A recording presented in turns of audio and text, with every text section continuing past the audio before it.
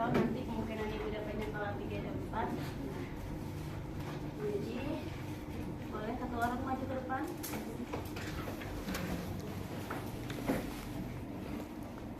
Tua kelas.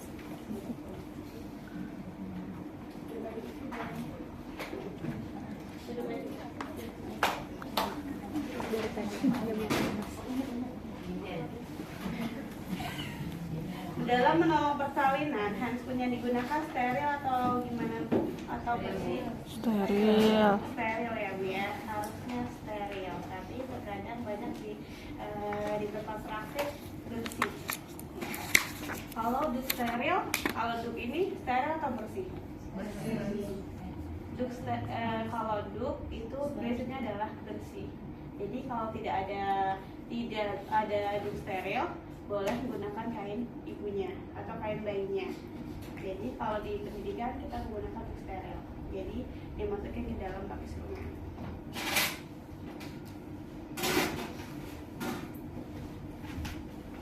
Oke, di dalam dasar tilik ada penilaian sikap dan ada penilaian keterampilan. Di mana penilaian sikap itu akan kita lihat dari awal persalinan, awal ibu melakukan praktek dari awal sampai akhir. Kita lihat ibu berkomunikasi nggak sama pasien. Ya, penilaian dari sikap itu yang pertama adalah menyambut klien dengan ramah dan sopan. Lalu yang kedua, menjelaskan tujuan yang akan dilakukan. Lalu yang ketiga, merespon terhadap reaksi klien. Yang keempat adalah percaya diri, dan yang kelima adalah teruji memberikan rasa empati pada klien. Jangan pernah anggap ini pantun, karena kalau ibu anggap pantun, ibu tidak akan berkomunikasi dengan pasiennya. Anggaplah seperti pasien yang ibu tolong saat di tempat praktik ibu, di tempat persalinan ibu. Jadi komunikasi yang memang perlu dilakukan komunikasi. Oke, lakukanlah komunikasi yang harus dikomunikasikan. Nah, terima kasih.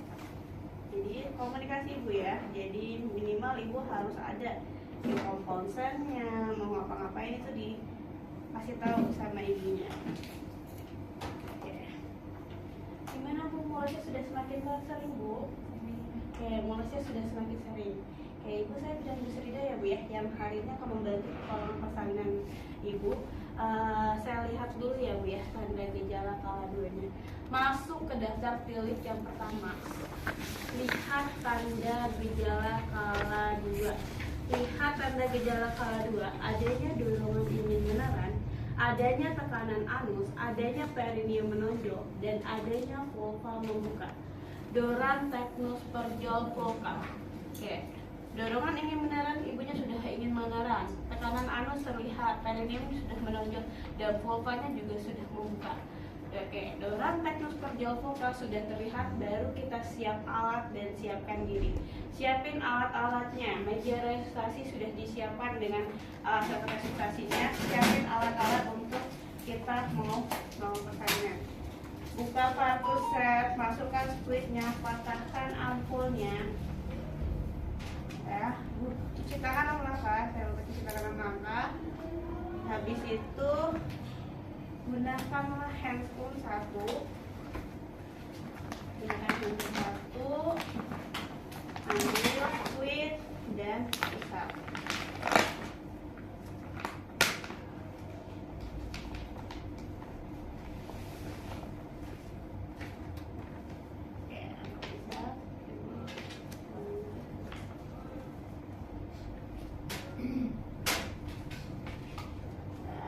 Habis itu, untuk memastikan pembukaannya lengkap, kita lakukan pemeriksaan jalan. Dekatkan alat-alat untuk pemeriksaan jalan. Nah, karena di dalam APN itu masih boleh kita melakukan setengah koher, asal pemecahan setengah koher itu dan menggunakan setengah koher, maka kita pinggirkan setengah kohernya.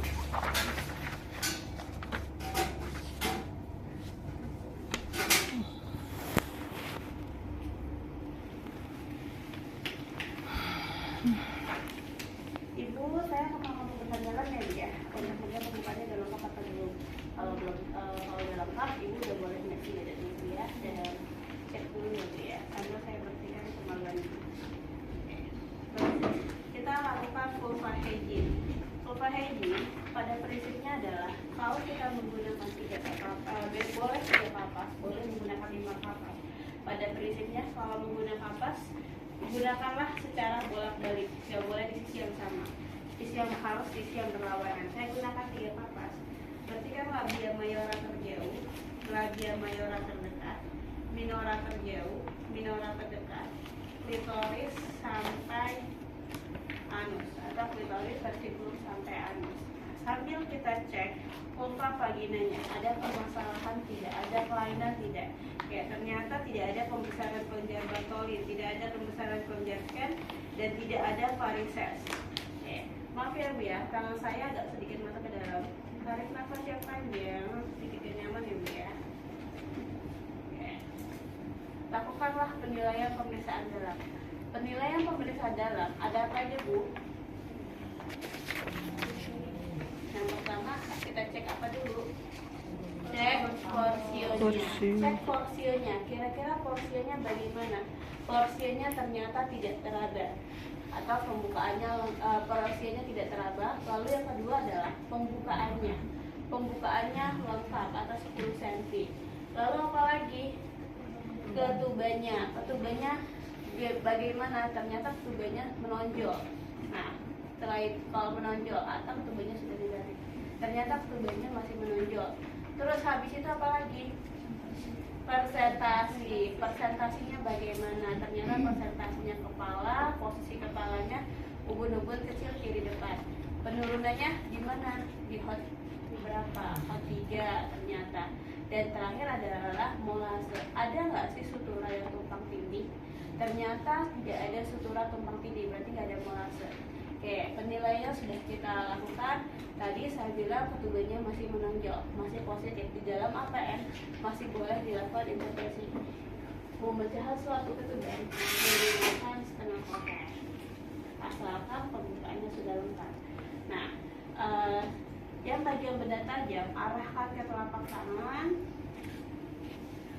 selipkan kedua jari sampai ujung jari dan putar. Tangan kiri kita meraba si fundusnya. Ada nggak sih terjadinya kontraksi? Kalau ada kontraksi, tunggu sampai hisnya menurun atau hisnya sudah mereda. Selesai, kontraksinya sudah menurun atau tidak ada kontraksi, baru kita torehkan.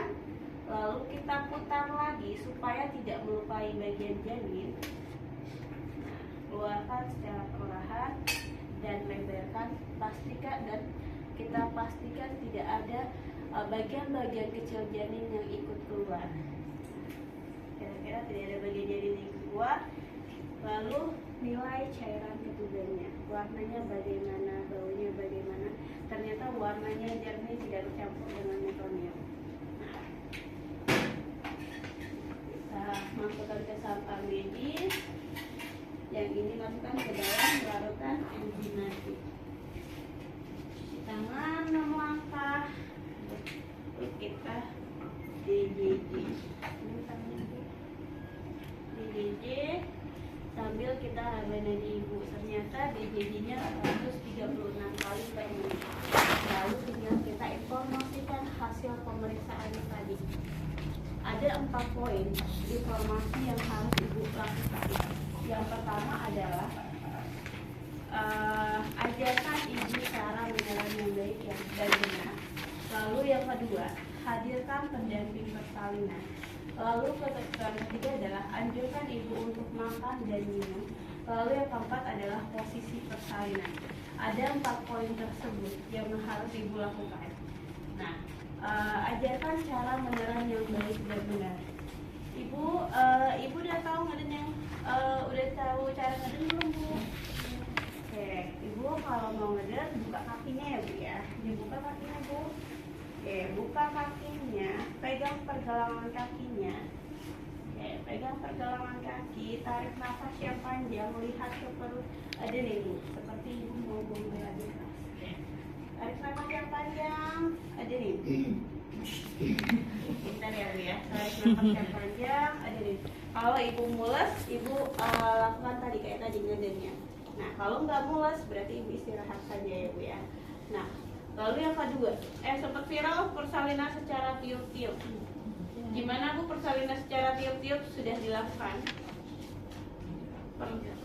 Pernah? Ada yang pernah?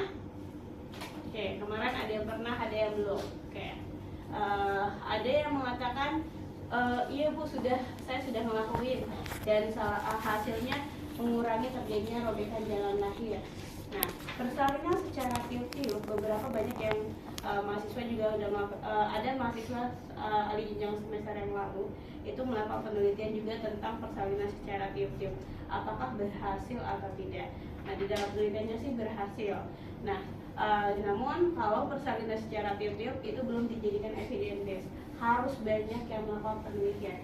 Gak bisa cuma beberapa penelitian doang. Karena untuk menjadi evidence based midwifery harus ada banyak penelitian. Setelah banyak penelitian itu dilakukan, maka dilakukan systematic literature review. Jadi di review, benar nggak sih persalinan secara tiup itu berhasil atau bisa mengurangi robekan jalan lahir?